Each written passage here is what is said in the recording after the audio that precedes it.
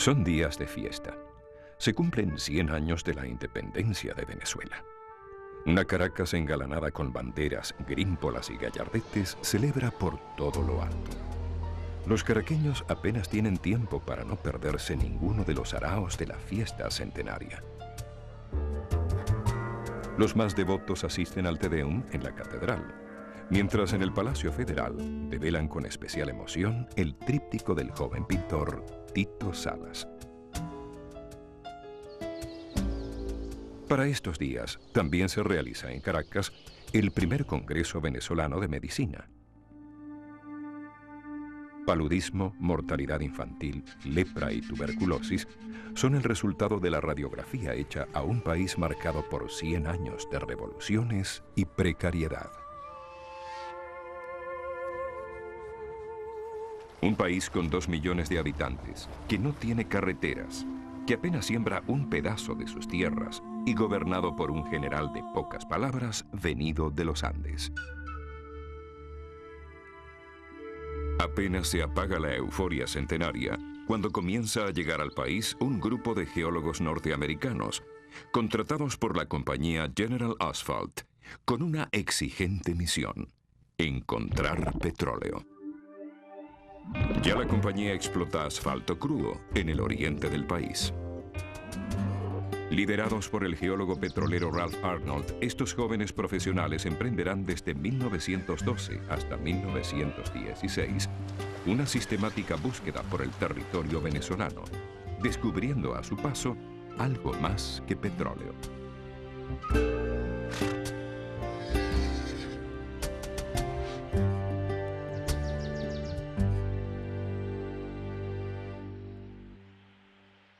Cuando llegan a Caracas, se hospedan en el Hotel Clint, frente a la Plaza Bolívar.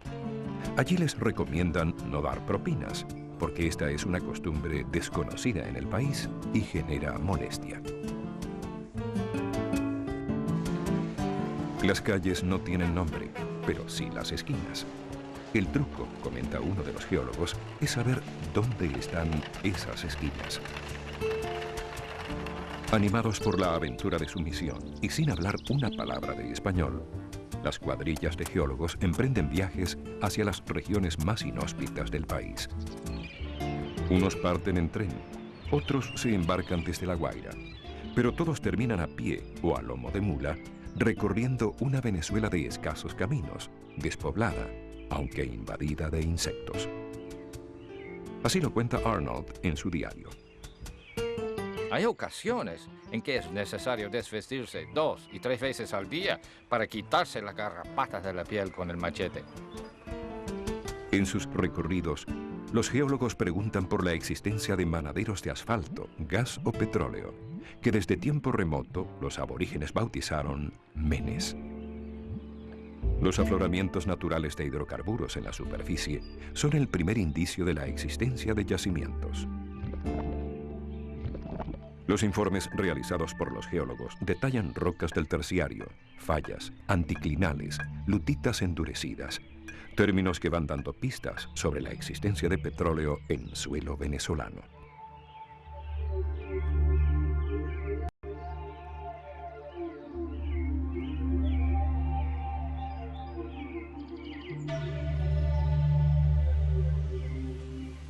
La explotación mundial del petróleo de forma moderna había comenzado en 1859, cuando el llamado Coronel Drake en Titusville, Pensilvania, perforó un pozo encontrando petróleo a 20 metros de profundidad.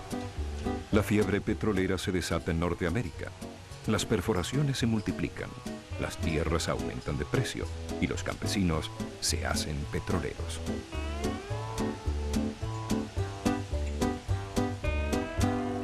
El sorprendente crecimiento de la industria petrolera norteamericana genera nuevos emporios económicos. Destaca la Standard Oil, capitaneada por John Davidson Rockefeller. Paralelamente, empresas inglesas y holandesas encuentran petróleo en el lejano Oriente y Rusia y mantienen una búsqueda permanente del mineral en todos los continentes.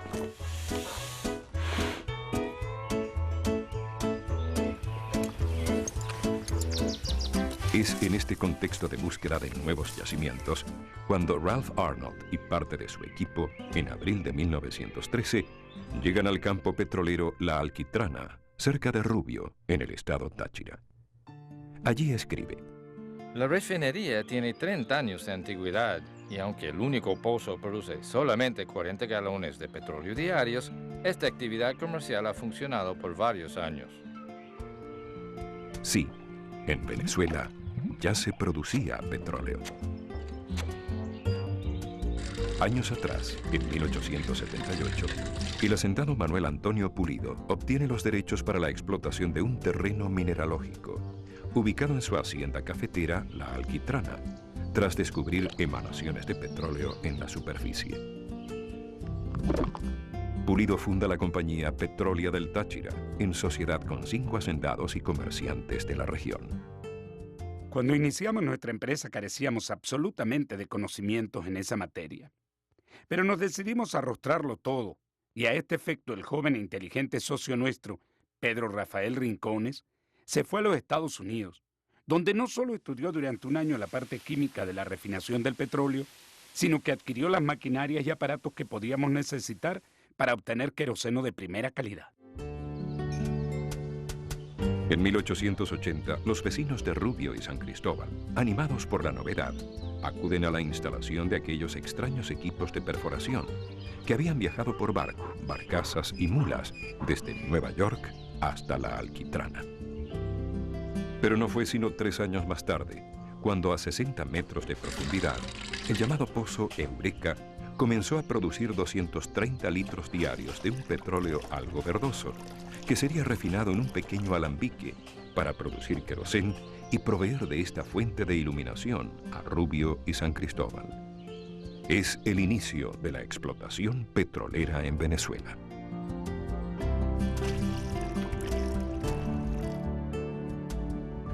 Han pasado 30 años y para 1913 ya el querosén no es el principal derivado del petróleo.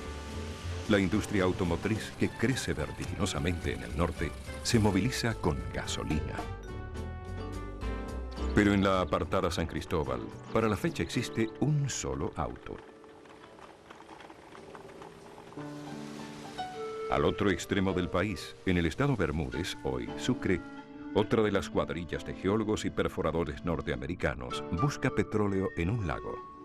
Es un lago de asfalto natural, ubicado cerca del pueblo de Huánuco. La compañía norteamericana New York y Bermúdez venía explotando el lago de Huánuco desde finales del siglo XIX.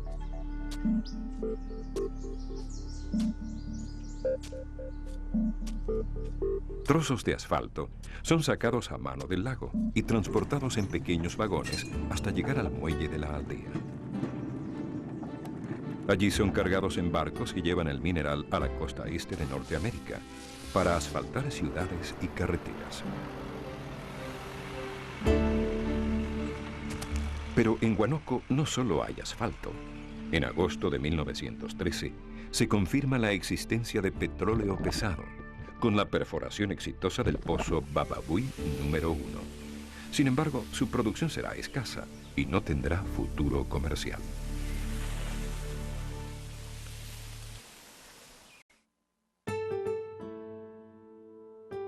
Los geólogos señalan a su paso los puntos donde perforar los pozos exploratorios. Si en los Estados Unidos los propietarios de la tierra son los dueños de los minerales del subsuelo, en Venezuela la ley otorga a la República la propiedad de las riquezas naturales.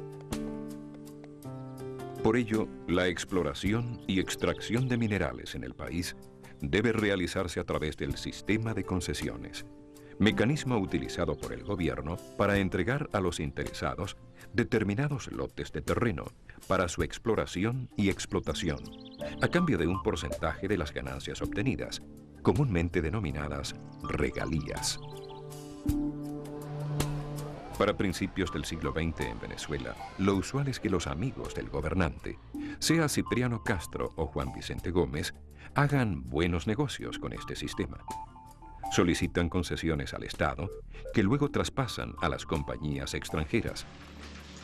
Como la Caribbean Petroleum Company, subsidiaria de la General Asphalt, con una concesión obtenida en 1912. Es precisamente dentro de los límites de esta concesión donde los geólogos norteamericanos señalan las mayores posibilidades de riqueza petrolera. Arnold vaticina la existencia de petróleo en la zona de Mene Grande, ubicada en la costa oriental del lago de Maracaibo. Este informe llegará a manos de Sir Henry Detterdink, presidente de la Royal Dutch Shell, quien contará en sus memorias: Creo haber hecho quizás la operación más especulativa de mi vida cuando decidí comprarle a la General Asphalt una concesión, la cual nos garantizaba una área enorme que cubría casi todo el país. Al adquirir el 51% de la Caribbean Petroleum, la empresa Royal Dutch Shell, de origen anglo-holandés, adquiere la mayor concesión del país, ubicándose por delante de las empresas petroleras norteamericanas. La Caribbean decide perforar en el cerro La Estrella de Mene Grande. Los equipos de perforación son transportados en goletas por el lago de Maracaibo y en bongo por el río Motatán, para luego ser llevados en bueyes y mulas hasta el lugar de trabajo.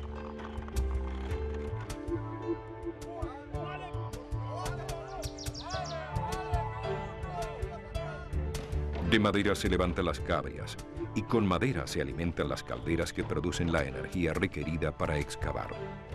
Se utiliza el tradicional método de perforación para la época, la percusión. Una pesada mecha golpea una y otra vez el suelo y se adentra en las entrañas de la tierra. Día y noche, el estruendoso ruido de la barra contra la roca rompe el silencio de la apartada zona. Una cuadrilla de norteamericanos, dirigida por Jorge Brake, labora en la perforación. Obreros venezolanos han limpiado el terreno y ayudan en la faena. El curazueño Samuel Smith sirve de traductor. Para abril se hace contacto con el petróleo y el 31 de julio de 1914 el pozo comienza a producir. Son 250 barriles de crudo diarios que brotan del Sumaque 1, convirtiéndose en el primer pozo comercial de Venezuela. Lo único que no se me olvida es cuando el pozo comenzó a producir. El jefe de perforación nos llamó y nos regaló 3 pantalones, 3 camisas de color caqui y un par de zapatos. Contará el obrero venezolano Joaquín Cardoso años más tarde. Mientras la noticia llega por los canales diplomáticos a las ciudades financieras del mundo, en Venezuela muy pocos se enteran del acontecimiento.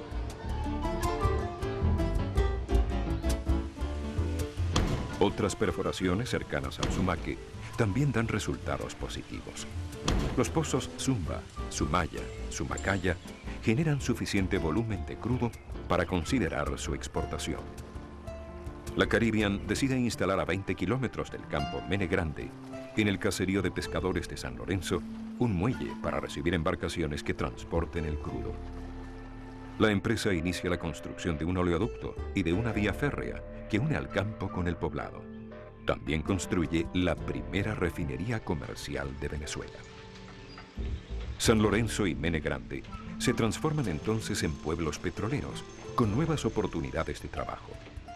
Se labora de 6 a 6 de lunes a sábado y no falta la quinina para tratar de prevenir el paludismo.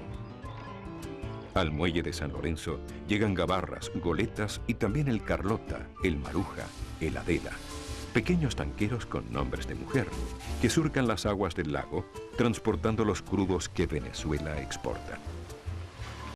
Ya para septiembre de 1917, la refinería de San Lorenzo está en operaciones y sus productos refinados se consumen en el país. Para estos días, la prensa reseña la entrega de una muestra de la primera gasolina producida en Venezuela por la Caribbean al general Gómez.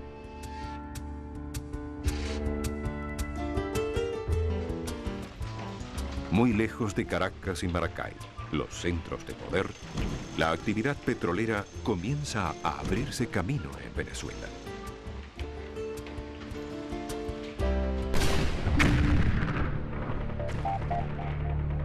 Los inicios son difíciles, porque en 1914 estalla la guerra en Europa, lo que frena la dinámica de la naciente industria en el país. Pero en el campo de batalla, Los derivados del petróleo prueban su importancia, tanto en la guerra aérea como en la movilización de las tropas. Cuando en 1918 se firma la paz, en Venezuela el general Gómez cumple 10 años en el poder, pero la peste española que se desata en el país impide las celebraciones.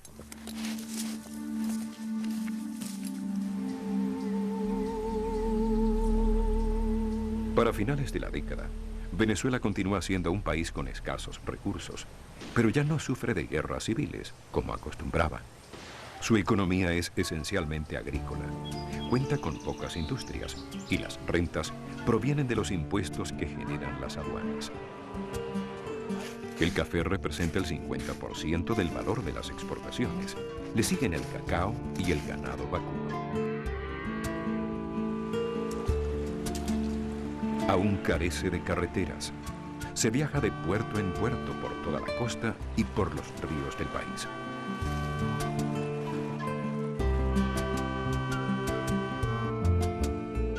Las líneas férreas existentes para la época apenas unen cortas distancias.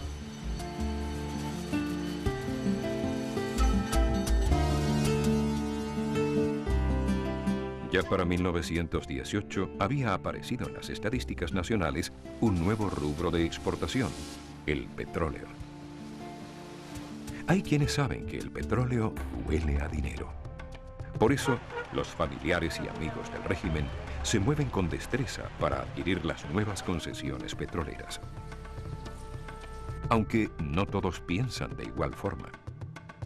El médico Gumersindo Torres, nuevo ministro de Fomento, sugiere que el Estado venezolano podría obtener mayores beneficios económicos del naciente negocio petrolero. Pero existe un problema. ¿Quién sabe de leyes petroleras? El doctor Torres confesará en sus memorias. Cuando me encargué del ministerio, yo nada sabía sobre tal materia. El ministro de Hacienda, el doctor Cárdenas, manifestó en el gabinete que tampoco sabía sobre eso y que ningún otro ministro sabía. Entonces yo me dediqué con devoción de universitario a estudiar la cuestión petrolera y las leyes americanas, rusas, mexicanas que regían entonces su explotación. Como resultado de estos estudios, el gobierno promulga en 1920 la primera ley petrolera de Venezuela, que comienza a ordenar la explotación del petróleo en el país. Por su parte, las compañías petroleras reaccionan, se agrupan y logran modificar la ley, obteniendo mejores condiciones en una nueva reglamentación. Es a partir de estos años cuando la presencia de las grandes empresas petroleras del mundo se afianza en Venezuela, desatándose una fuerte competencia en la búsqueda de nuevos campos petroleros. Hasta el momento, son los europeos, con la Royal Dutch Shell y sus filiales, quienes han tomado la delantera en el país. A partir de 1921, la Standard Oil de New Jersey, la compañía petrolera más importante de Norteamérica, adquiere numerosas concesiones a través de la Lago y la Standard Oil Venezuela, en el oriente y el occidente venezolano. Ahora son muchos los nombres foráneos que se escuchan en la geografía nacional. Caribbean Petroleum, Colon Development, Venezuela. Si bien las empresas llevan acento anglosajón, los nombres de los campos se reservan a la tradición venezolana. Mene Grande, Río de Oro, El Totumo, Mene Mauroa. ¡Hay que encontrar petróleo!, dicen los jefes. Pero los domingos hay caimaneras. Criollos e importados juegan a la pelota.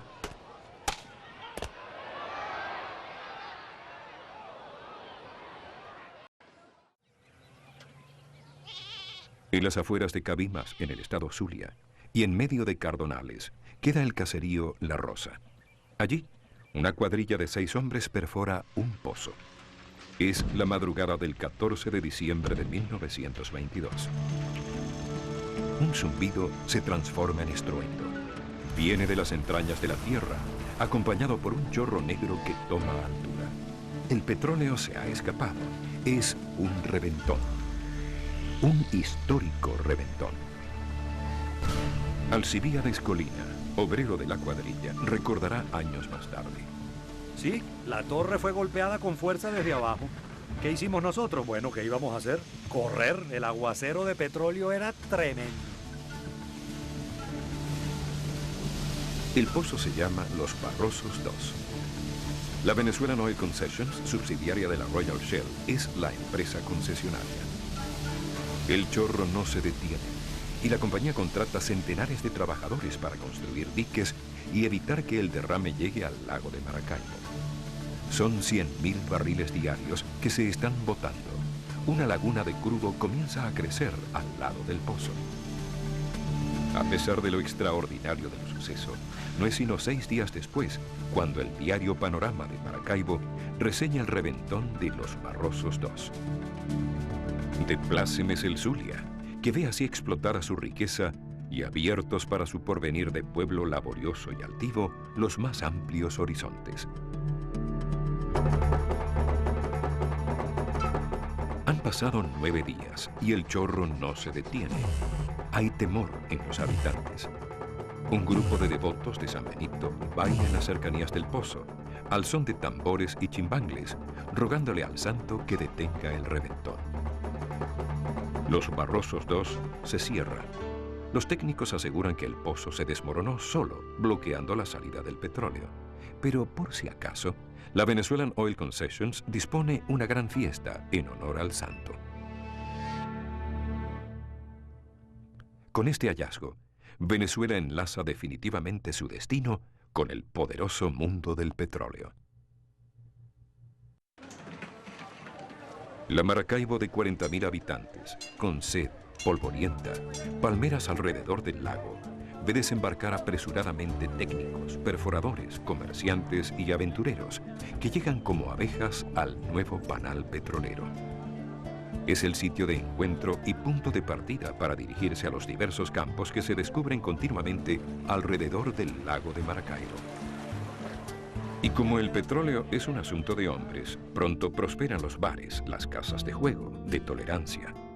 Los llamativos perforadores petroleros vestidos de caqui, conocidos como tool pushers, hacen de Maracaibo un puerto de renombre internacional.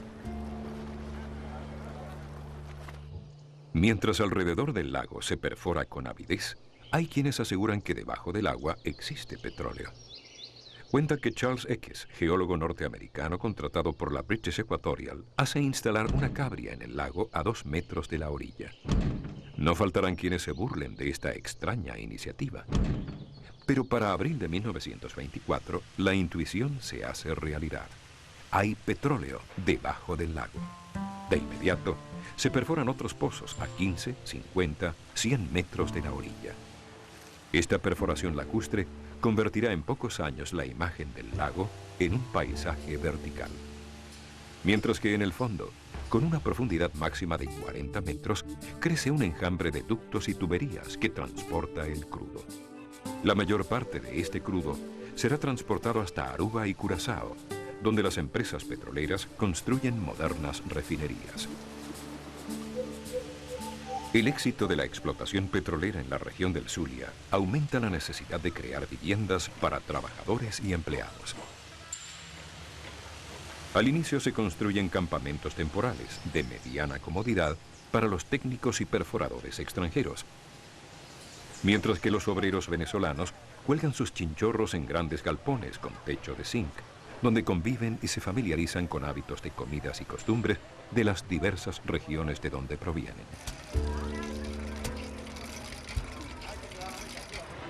Una vez confirmada la existencia de petróleo, se construyen campamentos de mayor permanencia, que recrean las condiciones de confort que los empleados de las empresas concesionarias acostumbran a tener en sus países de origen. Los trabajadores venezolanos viven fuera de estos campamentos y se alojan en los alrededores y en aldeas aledañas, que se transforman con el tiempo en poblados estables. Más tarde, las compañías construirán viviendas para el personal venezolano que forma parte de la nómina de la empresa. Sin embargo, este sistema de campamentos, donde se refugia el personal venido de afuera, genera recelo en la población venezolana y fomenta la percepción de que la explotación del petróleo es un asunto de extranjeros, quienes no solo tienen los capitales y la técnica para producirlo, sino que lo hacen evitando el contacto social con los nacionales. A mediados de 1926, otro hallazgo confirma el enorme potencial petrolero de la costa oriental del lago de Maracaibo. La compañía Venezuelan Gulf perfora un exitoso pozo que produce 8.000 barriles diarios. De inmediato, la atención de las petroleras se centra en esta zona pantanosa, donde el único poblado lo forman las casas construidas sobre pilotes en el lago. Es Lagunillas de Agua. En el campo Lagunillas, las condiciones físicas son adversas. Es una zona palúdica y es necesario realizar grandes trabajos de infraestructura. La mayor obra será la construcción de un largo dique que frene las aguas del lago y permita el trabajo de producción. Pero tan intensa será la extracción petrolera aquí que el terreno se hundirá progresivamente. Esta subsidencia obliga a rehacer el dique una y otra vez, lo que exigirá años de trabajo, mantenimiento y esfuerzo de muchos hombres.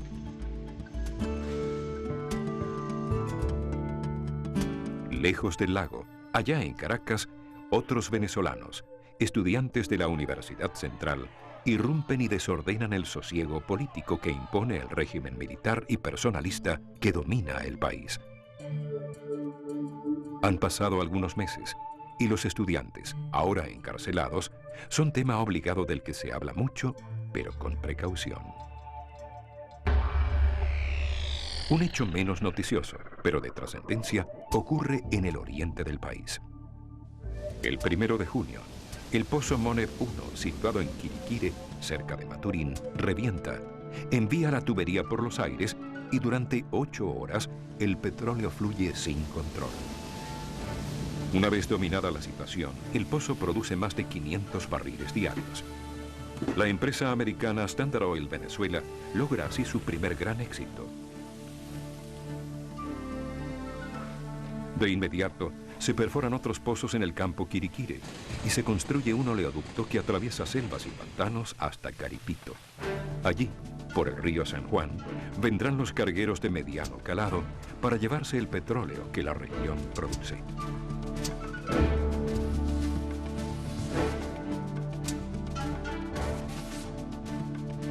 Finaliza el año 28 y Venezuela, sorprendentemente, ha pasado a ser el segundo país productor de petróleo del mundo, detrás de los Estados Unidos. Ahora, el petróleo es la primera fuente de exportación nacional, desplazando al tradicional sector agrícola. También es fuente de ingreso para el general Gómez, ya que en 1923 había ordenado a íntimos amigos la creación de la Compañía Venezolana de Petróleo, CVP, empresa que vende concesiones directamente. El negocio es rentable. Para estos años, la fuerza laboral que emplea la industria petrolera es cercana a los 20.000 trabajadores. En la Lago Petroleum laboran 1.670 venezolanos, 277 antillanos, 227 norteamericanos y 36 chinos, entre otros. La mayor parte de los venezolanos sigue ajena a esta nueva actividad que está transformando al país.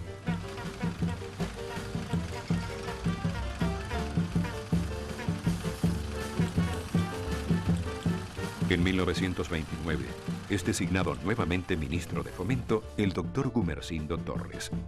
Su labor no pasará desapercibida. Crea el Servicio Técnico de Hidrocarburos para supervisar de cerca, en los propios campos, las operaciones de las compañías petroleras. Gestiona numerosos reclamos y obtiene nuevos ingresos para el fisco por el pago de impuestos que las compañías habían dejado de cancelar. Aunque Venezuela lleva años produciendo petróleo, solo ahora, y por iniciativa del ministro, se envía a 6 ingenieros venezolanos a especializarse en el área petrolera y de refinación en las universidades norteamericanas.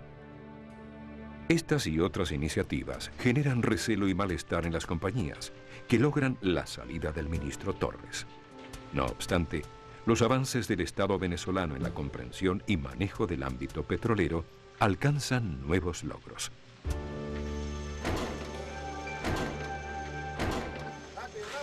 Finaliza la década de los 20 y los ingresos petroleros permiten la construcción de una diversidad de obras públicas, siendo la más emblemática la carretera trasandina.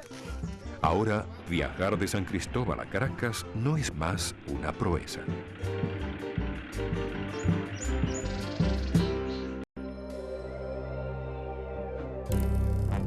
Aunque la crisis económica del año 29 afecta a la producción petrolera mundial, nuevos campos venezolanos son descubiertos y se terminan obras de infraestructura petrolera.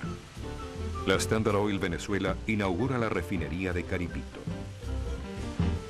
Al otro extremo del país, al sur del lago de Maracaibo y atravesando montañas, la Colón instala un oleoducto de 145 kilómetros, el más largo para el momento, que une los campos de Tarra con el lago de Maracaibo.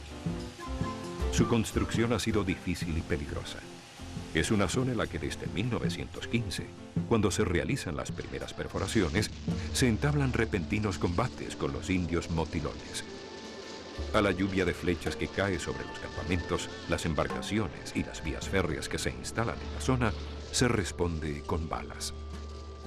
No faltan heridos y muertos en esta épica petrolera, que enfrenta culturas tan diferentes. Para 1934, finaliza la concesión de Petrólea del Táchira. Fueron más de 50 años de producción petrolera artesanal, de una iniciativa totalmente venezolana.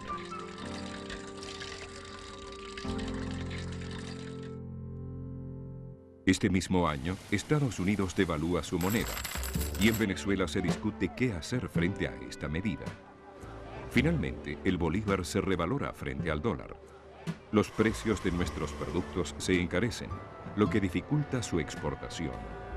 La crisis agrícola se acentúa, mientras que el petróleo impone su ritmo a la economía.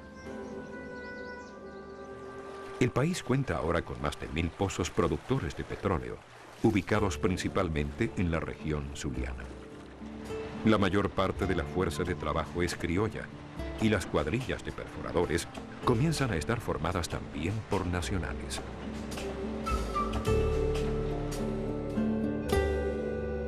Los ingresos petroleros favorecen modernos hábitos de consumo, como la pasión por el automovilismo.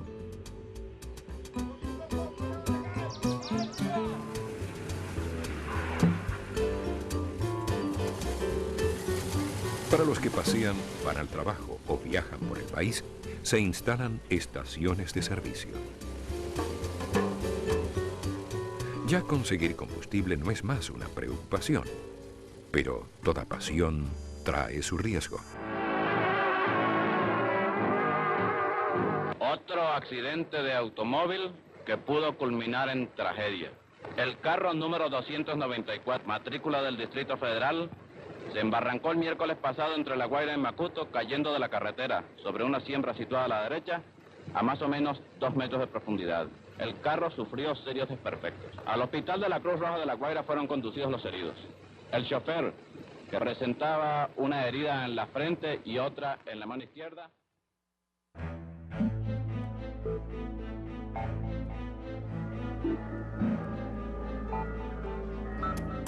A la muerte de Juan Vicente Gómez le siguen manifestaciones y actos de violencia en las principales ciudades del país.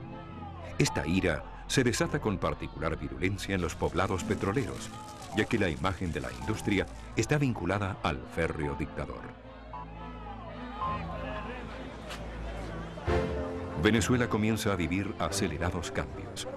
El tema petrolero no será más un coto exclusivo de los círculos y amistades del poder. Ahora es un asunto público y genera intensos debates. La prensa recoge las discusiones y propuestas en torno a las políticas petroleras que el Estado debe implementar, como lo evidencia en su columna Economía y Finanzas el joven político Rómulo Betancourt. Por su parte, el escritor Arturo Uslar Pietri titula Sembrar el petróleo a un editorial en el diario Ahora. Esta frase, que logra sintetizar toda una política económica, se inspira en la creencia compartida de que la actividad petrolera tiene sus días contados. Por lo tanto, es necesario invertir los recursos petroleros en educación, en cultura, pero sobre todo en desarrollar la agricultura y la industria, que serán los sectores económicos llamados a sustentar la Venezuela próspera y moderna.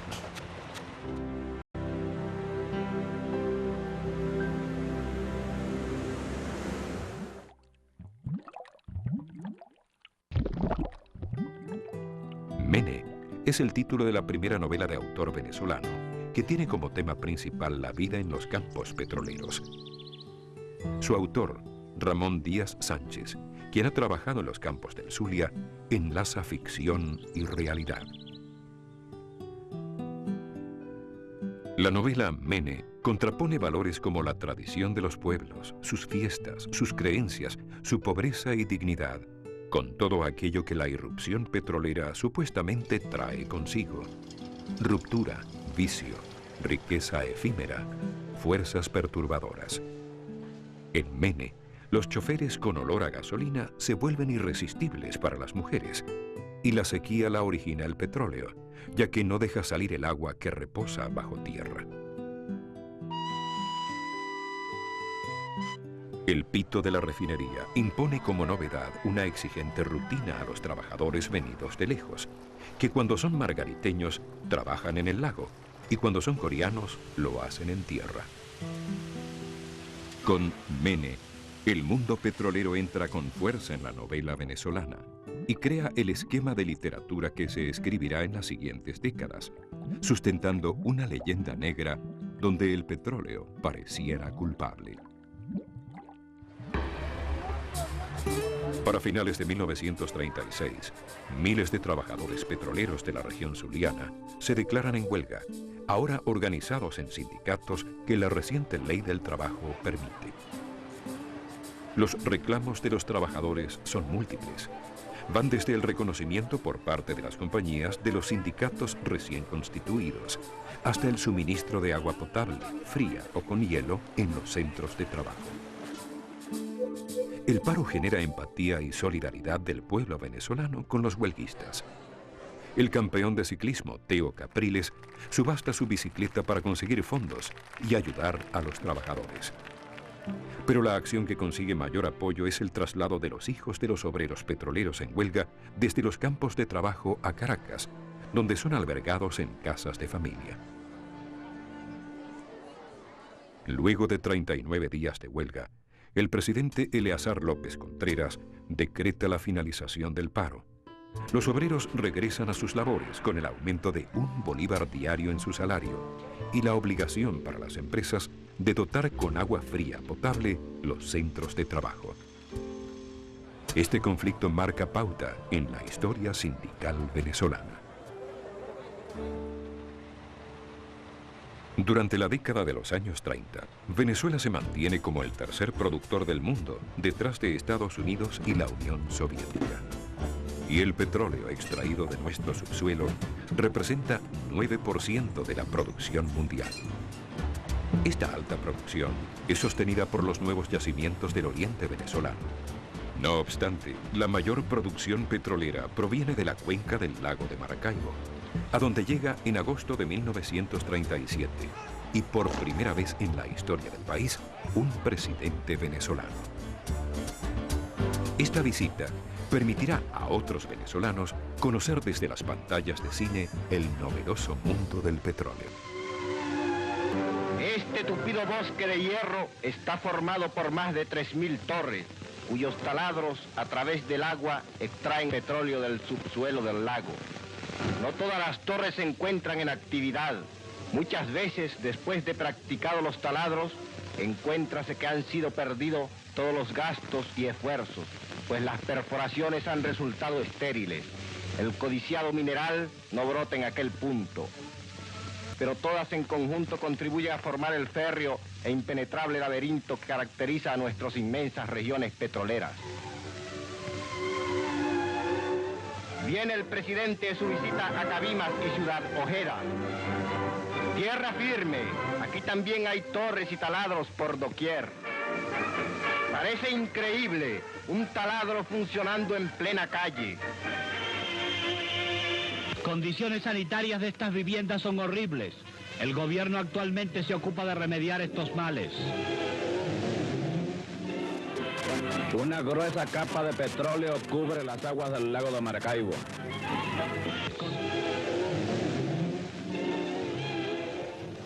Los problemas de contaminación y los accidentes han tomado importancia con el crecimiento de la industria. Por eso no es de extrañar que en 1937 se promulgue una nueva ley de vigilancia, con el fin de evitar y penalizar la contaminación de las aguas por el petróleo.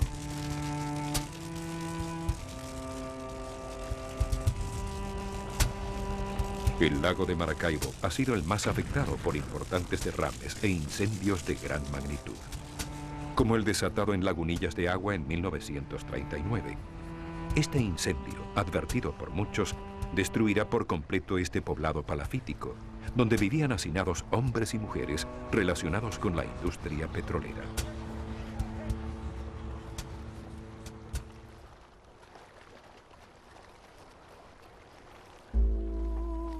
Se habla de más de 1000 viviendas destruidas, y aunque el número de fallecidos nunca se supo, se especula sobre centenares de personas muertas.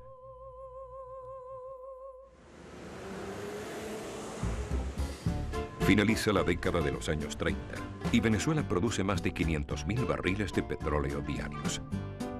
Las compañías, precisadas por las nuevas normativas legales, intensifican sus inversiones en infraestructura y en servicios sociales para los trabajadores. El número de carreteras construidas por las petroleras aumenta, y lo que en principio fueron vías de penetración para acceder a los campos, terminan por convertirse en parte importante de la red vial nacional. Ya son miles de trabajadores los que habitan en los campos petroleros, donde se fundan escuelas para sus hijos. Estos centros poblados cuentan con dispensarios y algunos con hospitales. Se intensifica la capacitación técnica del personal obrero venezolano, supliendo la demanda de trabajadores especializados que la industria petrolera en expansión requiere.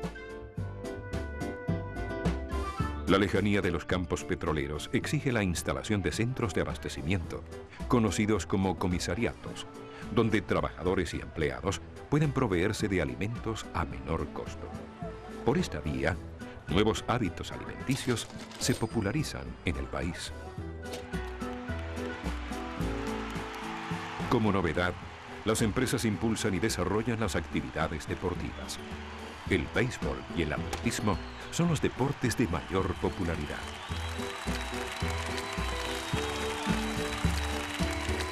Pronto, las empresas organizan olimpiadas anuales con numerosa participación. Son enfrentamientos amistosos entre los trabajadores de las diversas regiones petroleras del país.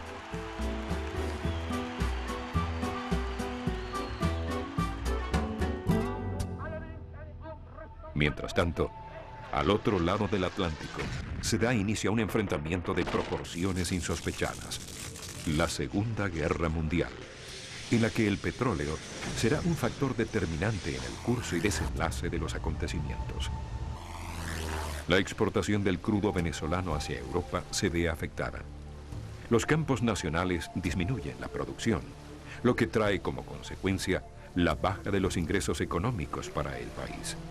Sin embargo, Venezuela da su firme apoyo a los aliados y nuestro petróleo contribuye a las necesidades bélicas de la causa democrática. En febrero de 1942, los submarinos alemanes que se han internado en el Mar Caribe atacan y hunden 7 buques petroleros que viajan de Maracaibo a Curazao. En este ambiente de dificultades y desabastecimiento que genera la guerra en el país, el nuevo presidente, el general Isaías Medina Angarita, anuncia cambios en la legislación petrolera. La nueva reforma busca ante todo obtener mayores recursos para el Estado y un mejor control legal y técnico sobre la industria petrolera. El anuncio genera en una primera etapa malestar en las empresas petroleras, que ven un peligro para sus intereses en Venezuela. Son discusiones álgidas. Ejemplo de ello es la salida intempestiva del país de Henry Lenham, presidente de la Standard Oil Venezuela, y jefe del comité de negociación por parte de las petroleras. En enero de 1943 se realiza en la capital una masiva y emotiva concentración en apoyo a la política petrolera que el gobierno impulsa.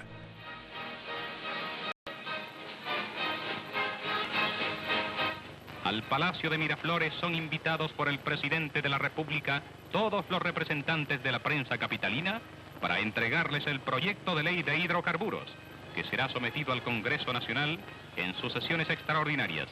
El presidente Medina desea que la prensa nacional juzgue imparcialmente este trascendental paso que su gobierno dará en beneficio de la economía del país.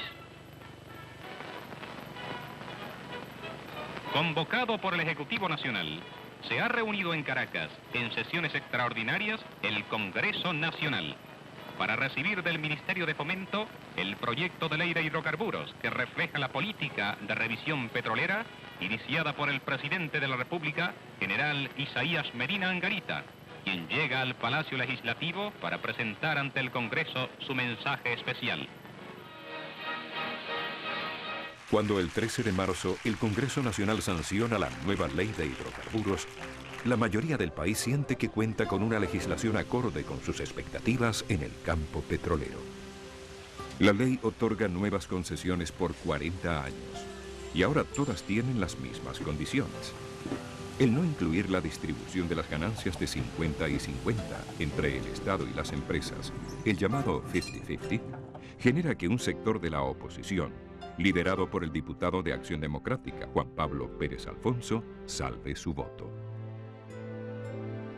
Pero la reforma petrolera se complementa con la recién creada Ley de Impuestos sobre la Renta, que permite obtener de ahora en adelante ingresos sobre las ganancias de las empresas. Igualmente, las compañías están comprometidas a aumentar su capacidad de refinación en el país. A este respecto significo que la política del gobierno es firme para procurar la refinación en nuestro propio territorio. Toda nueva concesión acarreará la obligación de refinar en Venezuela parte del mineral extraído de ella. No queremos situarnos en una posición intransigente al respecto, sino defender nuestros propios intereses al buscar nuevas fuentes de trabajo para los hombres que viven al amparo de nuestras leyes. La ley de hidrocarburos crea las condiciones para el aumento de la producción petrolera, la construcción de modernas refinerías y la creación de nuevos campos y puestos de trabajo.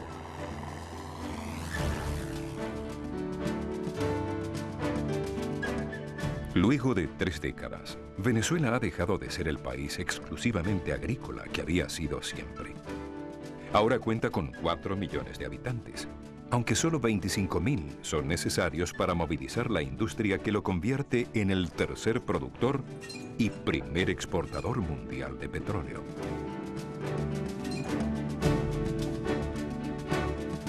El campesino que abandonó su aldea y llegó al campamento para limpiar el terreno donde instalar la cabria, ha dejado el sombrero de paja y ahora lleva casco, porque ya no es peón, sino obrero especializado. Probablemente habita en una confortable casa, en el campamento de la compañía. Tiene un compadre en la bodega, pero su lugar de compra es el comisariato. No olvida la gallera, pero en el club para los trabajadores, su familia entabla amistades y se inicia en los deportes. Ya no está solo ni desorientado.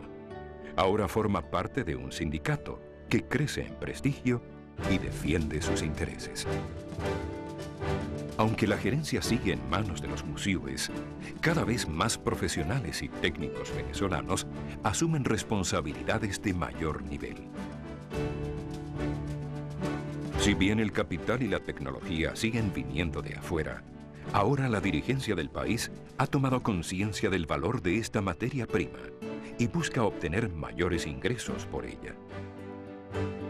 Sin embargo, es solo a través de esta renta que la mayoría de los venezolanos se relaciona con el petróleo, porque esta industria sigue apartada física y espiritualmente de la nación. Pero, ¿podría ser de otro modo?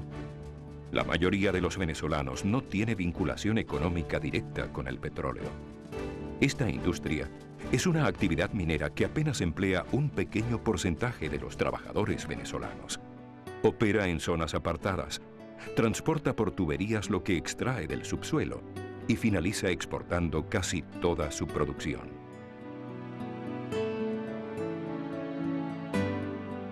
Quizás por ello, al ciudadano común se le hace difícil establecer lazos estrechos entre las nuevas obras públicas, el crecimiento de la burocracia estatal, los trepidantes cambios en los hábitos de consumo y esta poderosa industria que dinamiza la economía.